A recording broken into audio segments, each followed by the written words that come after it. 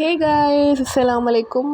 இன்றைக்கி ஒரு புது விதமான ஸ்நாக்ஸ் நாங்கள் ட்ரை பண்ணியிருக்கோம். அதை தான் இந்த வீடியோவில் பார்க்க போகிறீங்க. ஒன்றும் இல்லை, சிம்பிளாக செஞ்சுருப்பாங்க எல்லோரும். ஆனால் நாங்கள் ஃபஸ்ட் டைம் செய்கிறோம். அது என்னென்னா முருங்கைக்கீரை போண்டா, வடை, என்ன வேணாலும் சொல்லிக்கலாம். இதுக்கு முருங்கைக்கீரை இருந்தது, அதை எடுத்துக்கிட்டோம். வெங்காயம் எடுத்துக்கிட்டோம். அப்புறமா சில பல ஐட்டம்ஸ் எங்கள் அக்கா போட்டா. Hey Polo, hi hi Polo, hi.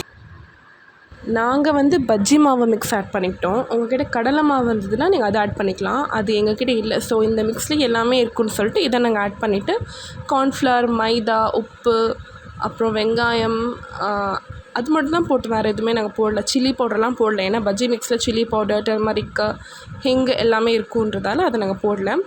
இது மட்டுமே இப்படியே போட்டு மிக்ஸ் பண்ணி நாங்கள் அழகாக போண்டா மாதிரி செஞ்சு எடுத்துக்கிட்டோம். ரொம்ப டேஸ்ட்டாக இருந்தது. இந்த மாதிரி கிளைமேட்டில் சுட சுட சாப்பிட எவ்வளோ நல்லாயிருக்கும். அவ்வளோதான், இப்போ ரெடி. இதை நம்ம அழகாக எண்ணெயில் பொரித்து எடுத்து சாப்பிட்டோம். நல்லா இருந்தது, நிஜமாலுமே நல்லா இருந்தது. முருங்கைக்கீரை நிறைய பேருக்கு பிடிக்காது, எனக்கும் பிடிக்காது. இதைமாரி பண்ணி கொடுக்கும்போது அந்த முருங்கைக்கீரை இருக்க மாதிரியே தெரியாது. கிறிஸ்பினஸில் ஏதோ நல்லாயிருக்கும். முருங்கைக்கீரை டேஸ்ட் கூட கொஞ்சம் கசப்பாக இருக்கும் இல்லையா? இந்த மாதிரி நம்ம செய்யும் போது அதில் கசப்பே தெரியல. பசங்களுக்கும் நல்லா சாப்பிட்லாம். பசங்க கூட சாப்பிட்டாங்க, நல்லா சாப்பிட்டாங்க. ரொம்ப டேஸ்ட்டாக இருந்தது. இதை ட்ரை பண்ணுங்கள். இந்த ரெசிபி ட்ரை பண்ணிவிட்டு நீங்கள் எனக்கு கமெண்ட் பண்ணுங்கள், எப்படி இருந்ததுன்னு கமெண்ட் பண்ணுங்கள். ஏன்னா அந்த கிளைமேட்டுக்கு சுட சுட சாப்பிட்டா நல்லா இருந்தது.